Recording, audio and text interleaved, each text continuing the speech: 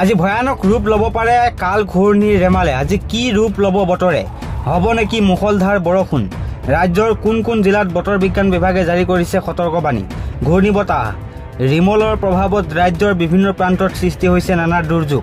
ঠায়ে ঠায়ে গছ উঘলি পৰাৰ ফলত মৃত্যুমুখত পৰিছে বহুজন। তাৰ মাজতে আজি কি ৰূপ ল'ব বতৰে? হ'ব নেকি মুষলধাৰ বৰষুণ? ৰাজ্যৰ কোন কোন জিলাত বতৰ বিজ্ঞান বিভাগে জাৰি কৰিছে সতৰ্কবাণী, সেই তথ্য ইতিমধ্যে লৈ অনাৰ চেষ্টা কৰিছোঁ। বিভিন্ন প্ৰান্তত নৈৰ জলস্তৰ বৃদ্ধি পোৱাৰ ফলত বানৰ আশংকাই দেখা দিছে।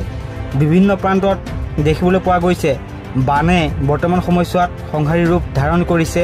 আজি কেনেকুৱা হ'ব বতৰ? আঞ্চলিক বতৰ বিজ্ঞান বিভাগে ইতিমধ্যে জাৰি কৰিছে সতৰ্কবাণী। আজি ৰাজ্যৰ 10খন জিলাত অৰেঞ্জ এলাৰ্ট জাৰি কৰিছে বতৰ বিজ্ঞান বিভাগে। 24খনকৈ জিলাত জাৰি কৰা হৈছে য়েল্লো এলাৰ্ট। কোকৰাঝাৰ, চিৰাং, বাক্সা, তামুলপুৰ, শোণিতপুৰ, বিশ্বনাথ, লখিমপুৰ, ধেমাজি, ডিব্ৰুগড়, তিনিচুকীয়াত অৰেঞ্জ এলাৰ্ট জাৰি কৰিছে বতৰ বিজ্ঞান বিভাগে। দক্ষিণ শালমাৰা, ধুবুৰী, বঙাইগাঁও, বৰপেটা, ওদালগুৰি, দৰং, কামৰূপ মহানগৰ য়েল্লো এলাৰ্ট জাৰি কৰিছে বতৰ বিজ্ঞান বিভাগে। চৰাইদেউ, শিৱসাগৰ, যোৰহাট, মাজুলী, ডিমা হাছাও, কাছাৰ, কৰিমগঞ্জ, হাইলাকান্দি জিলাতো আজিৰ দিনটোত য়েল্লো এলাৰ্ট জাৰি কৰিছে বতৰ বিজ্ঞান বিভাগে।